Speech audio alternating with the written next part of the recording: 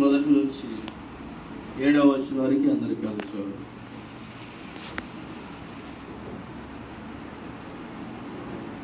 దేవా, సియోనులో మౌనమునుట నీకు స్తుతి చెల్లించుటే నీ మొక్కుబడి చెల్లింపవలసినది.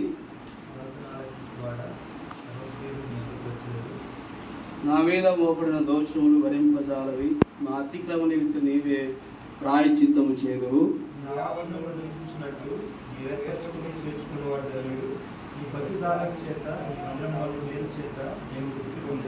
మాకు రక్షణకర్తమైన దేవా, భూదిగంత నివాసులందరికీ దూర సముద్రం మీద ఉన్న వారికి ఆశ్రయమైన వాడ, నీవు నీతిని బట్టి భీకర క్రియల చేత మాకు ఉత్తరమిచ్చుచున్నావు.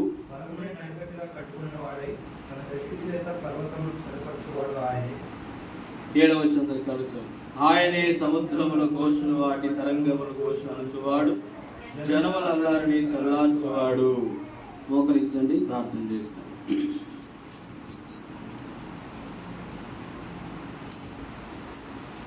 మమ్మల్ని మిక్కిలిగా ప్రేమించిన మా ప్రియ పరలోకపు తండ్రి, మీ ప్రియ కుమారుడు మా రక్షకుడునైన యేసుక్రీస్తు వారి పరిశుద్ధమైన నామమున వందనములతో దీనుడుగా నేటి ఉదయకాల సమయంలో జీవముగల దేవుని సన్నిధికి రాగలుటకు మాకు అనుగ్రహించిన మీ యొక్క కృపను బట్టి కూడా స్తోత్రము చెల్లిస్తున్నా.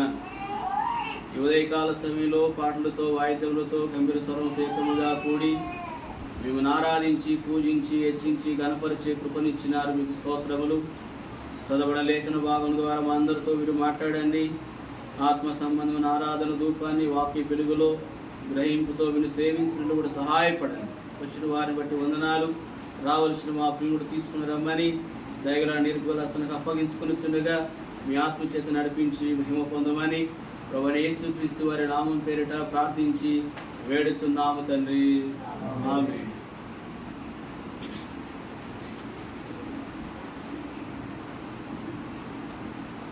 కీర్తన గ్రంథము 65వ అధ్యాయము 11వ వచనం ఎవరైనా ఒక చదవండి. సంవత్సరమును నీ దయా కిరీటము ధరింపజేసి ఉన్నావు, నీ జాడల సారము వెదజల్లుచున్నవి. సో కాబట్టి దేవుని యొక్క దయ ద్వారా కలిగిన ఆశీర్వాదములు బట్టి మనం ఈ రోజున ప్రభుని ఆరాధించవలసిన వారమైన. సో దేవుడు మన జీవితంలో ఆయన మంచితనాన్ని బట్టి, మన మంచితనాన్ని బట్టి కాదు కానీ ఆయన దయ లేదా ఆయన మంచితనాన్ని బట్టి దేవుడు మన జీవితంలో జరిగించిన కార్యమును బట్టి ప్రభుని ఉదయకాల సమయంలో ఆరాధిస్తాం. మొదటిగా కీర్తన గ్రంథము 65వ అధ్యాయం 3వ వచనం మనం చూసినట్లయితే, నా మీద మోపబడిన దోషములు భరింపజాలవి, మా అతిక్రమముల నిమిత్తము నీవే ప్రాయశ్చిత్తము చేయుదువు. సో కాబట్టి దేవుడు మన దోషములు బట్టి, మన అతిక్రమములు బట్టి దేవుడు మన మీద శిక్ష వేయక, దేవుడు ఆ శిక్షను ఏం చేసినంట తన మీద వేసుకొని మనకు విడుదల, క్షమాపణ, విమోచన దేవుడు అనుగ్రహించి ఉన్నాడు కదా. అందుకే కీర్తనలో 103వ అధ్యాయం మనం చూసినట్లయితే, మన పాపమును బట్టి మనకు ప్రతీకారము చేయలేదు, మన దోషమును బట్టి మనకు ప్రతిఫలము ఇయ్యలేదు అంటాడు. చూడండి, కీర్తన గ్రంథము 103వ అధ్యాయంలో, మన పాపమును బట్టి మనకు ప్రతీకారము చేయలేదు, మన దోషమును బట్టి మనకు ప్రతిఫలము ఇయ్యలేదు. కాబట్టి ఏం చేసినాడు? మన దోషులు బట్టి, మన అతిక్రమములు బట్టి యేసు ప్రభు వారే తను తాను బలిగా, అర్పణగా అప్పగించబడి ఆయన శిలువ మరణము ద్వారా మనకు క్షమాపణ, విడుదల కలిగించి ఉన్నాడు. ప్రభువా, నీ దయను బట్టి నా పాపములకు నాకు క్షమాపణ కలిగింది, నీ దయను బట్టి నా పాపముల శిక్ష నుంచి నాకు విడుదల, విమోచన కలిగించినందుకు వందనాలని మొదటిగా మనం ప్రభుని ఆరాధించాలి. సో రెండవదిగా మనం ఆరాధించవలసిందంటే కీర్తన గ్రంథము 65వ అధ్యాయం 4వ వచనము, నీ ఆవరణములలో నివసించినట్లు నీవు ఏర్పరచుకొని చేర్చుకొనివాడు ధన్యుడు. దేవుడు మనల్ని క్షమించి లేదా మన పాపమునకు విడుదల ఇవ్వటమే కాదు, ఆయన మనల్ని ఏం చేసిండంట, తన చెంతకు చేర్చుకున్నాడంట. చాలాసార్లు ఎవరిని మనం చేసుకుంటాం? మన చెంతకు మన స్థానాన్ని తగిన వారిని లేదా మన అంతస్తుకు తగిన వారిని మాత్రమే చేర్చుకుంటాం. వాస్తవంగా నిజముగా దేవుని యొక్క నీతికి, పరిశుద్ధతకి ఏది మనలో ఆయన కోరిన క్వాలిటీస్ ఏ ఒక్కటి లేదు. కానీ దేవుడు మనల్ని క్షమించి మనం ఎక్కడ చేర్చుకున్నాడంట? ఆయన చెంత చేర్చుకున్నాడు. ఈరోజు మనం ఆయన చెంతకు రాగలిగినామంటే అది మన భక్తి, మన నిష్ట కాదు, కానీ కేవలం దేవుని యొక్క కృప అయినది. నిజమే ప్రభువా, నన్ను బట్టి చూస్తే. అందుకే ఎస్తేరు నిజముగా ఆమె ఎక్కడ తీసుకురాబడ్డదంట? రాజు యొక్క అంతఃపురమును తీసుకురాబడ్డది. రాజు యొక్క ఇంటిలోనికి ఆమె చేర్చబడుతూ వచ్చింది. ఈరోజు మనము కూడా అపరాధము చేత, పాపము చేత చచ్చిపోయిన మనము శరీరం యొక్క మనసు కోరిక నెరవేర్చుకొనొచ్చు స్వభావ సిద్ధముగా దైవోకృతకు పాల్చుకున్న మనము అరికాలం మొదలుకు నడినెత్తి వరకు కూడా స్వస్థత ఏ కొంచెము లేనటువంటి మనలని, హృదయము, ఆలోచన, తలంపులు, ఊహంత కేవలం చెడ్డది కలిగినటువంటి మనలని సృష్టికర్తన దేవుడే మన పక్షంగా తన ప్రాణాన్ని పెట్టి ఆ రక్తము చేత మనని కడిగి, మనను క్షమించి, శుద్ధీకరించి, ఎక్కడో పడి చెడును మనల్ని తన సువార్త ద్వారా కానీ పునర్జన్మనిచ్చి ఆయన మనల్ని ఎక్కడ తీసుకొచ్చినాడంట? దేవుని యొక్క రాజు యొక్క అంతఃపురములోనికి.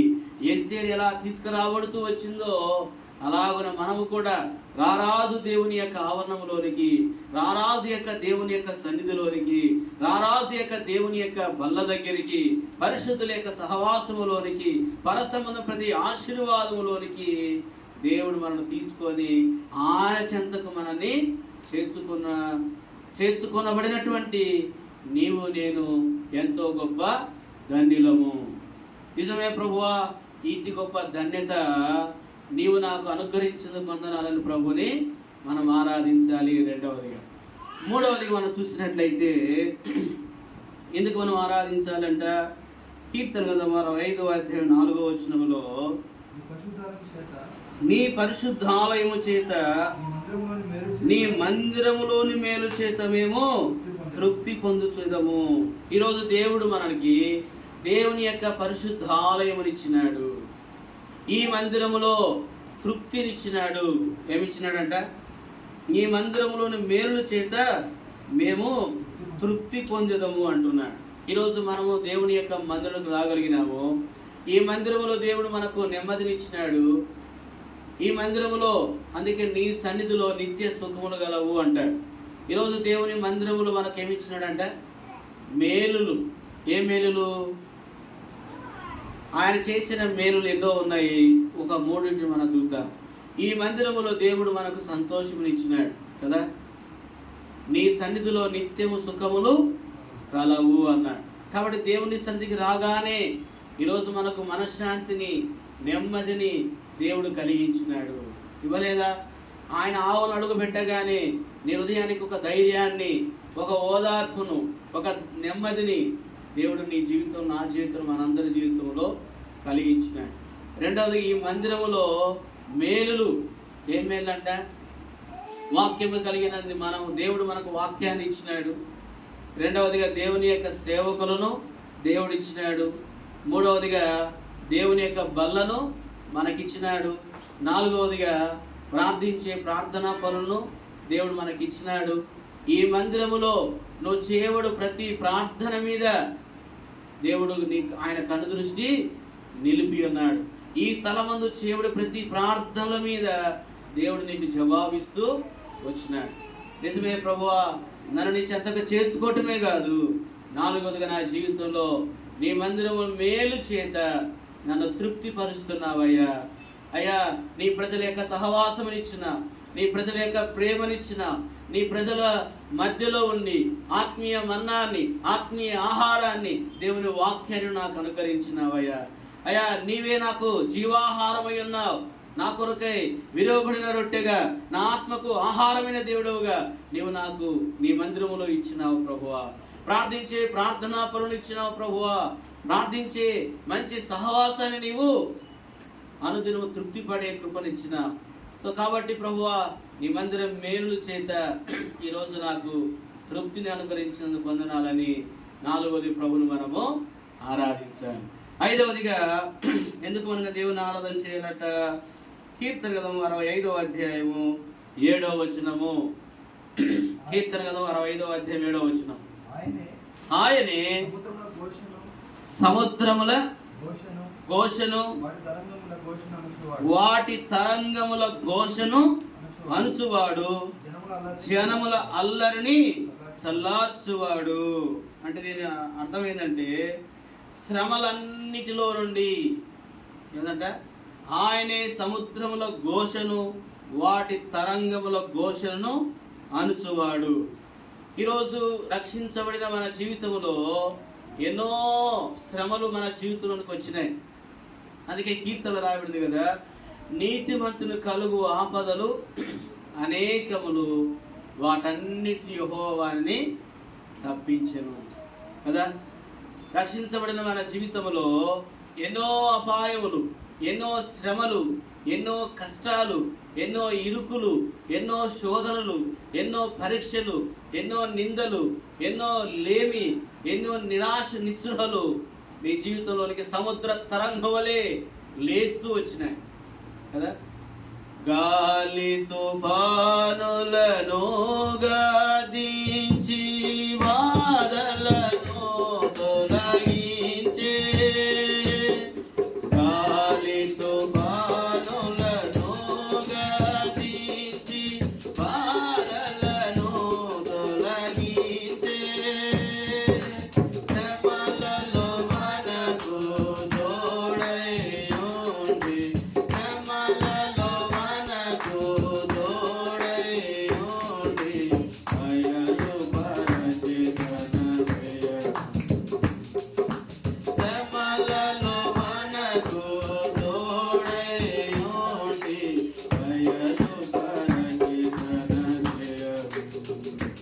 భక్తులారా స్మరించెదము, ప్రభు చేసిన మేలులన్నిటినీ.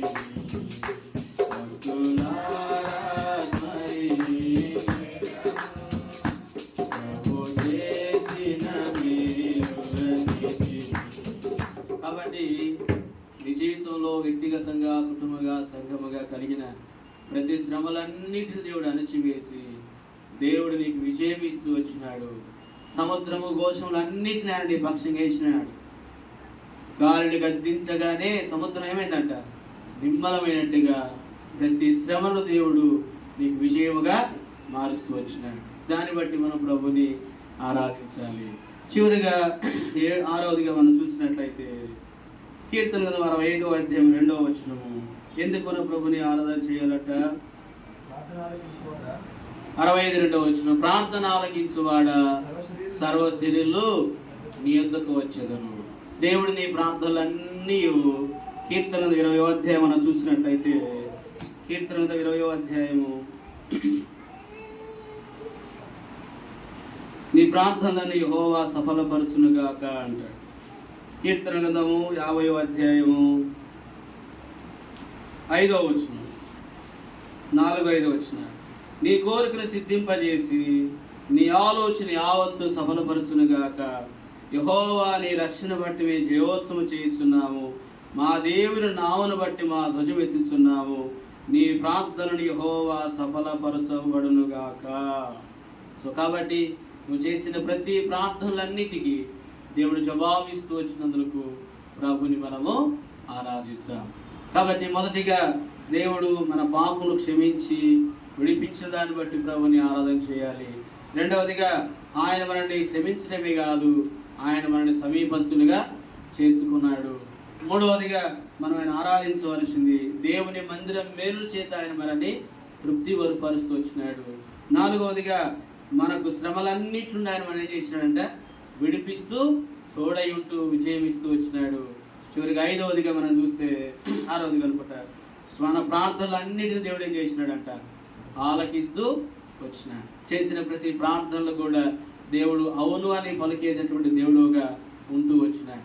కాబట్టి ఆలకించిన వాటిని బట్టి కానీ విజయం ఇచ్చిన వాటిని బట్టి కానీ ఇవ్వబోతున్న వాటిని బట్టి కూడా ప్రభుని మనం ఏం చేయాలా? ఆరాధించబద్దులమై ఉన్నాం.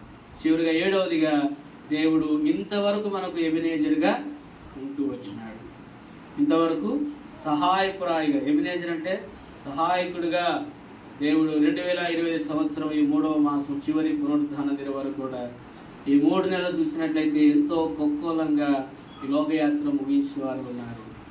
చూసినట్లయితే మిత్రమా, ఈరోజు మనం బ్రతికున్నామంటే నీటి బుడలాంటి మన జీవితాన్ని దేవుడు కాపాడి ఈరోజు సురక్షితంగా ఆయన బల్ల దగ్గర ఆయన ప్రజల ఎదుట ఆయన ముఖ దర్శనం చేసుకునే గొప్ప ధన్యత దేవుడు మన కృప ద్వారా ఇచ్చినాడు. మీరు మైమనారు చూసినట్లయితే తర్వాత బెహరాన్, ఇంకొన్ని థాయిలాండ్ ఆ ప్రాంతంలో చూస్తే నేను మైమనార్ యొక్క వీడియో చూస్తూ వచ్చి ఇందాక ఉదయకాల సమయంలో ఎంత ఘోరమైన పరిస్థితి అయిందో కదా. కాబట్టి ఈరోజు మనం సురక్షితంగా ఉండగలిగినామంటే అది కేవలము అప్పుడు ఎంతోమంది లోకయాత్ర ముగించిన వారు ఉన్నారు. కాబట్టి ఇంటి గొప్ప ధన్యత అనుగ్రహించినటువంటి దేవుని బట్టి మనం తలలు వంచి శిరస్సులు వంచి ప్రభుని మనము ఆరాధించడము కాక లేచిన పడదాము. సండే స్కూల్కి వెళ్తారు, ఆ తర్వాత ప్రభుని మనము ఆరాధిస్తాము. గాలి తుఫాను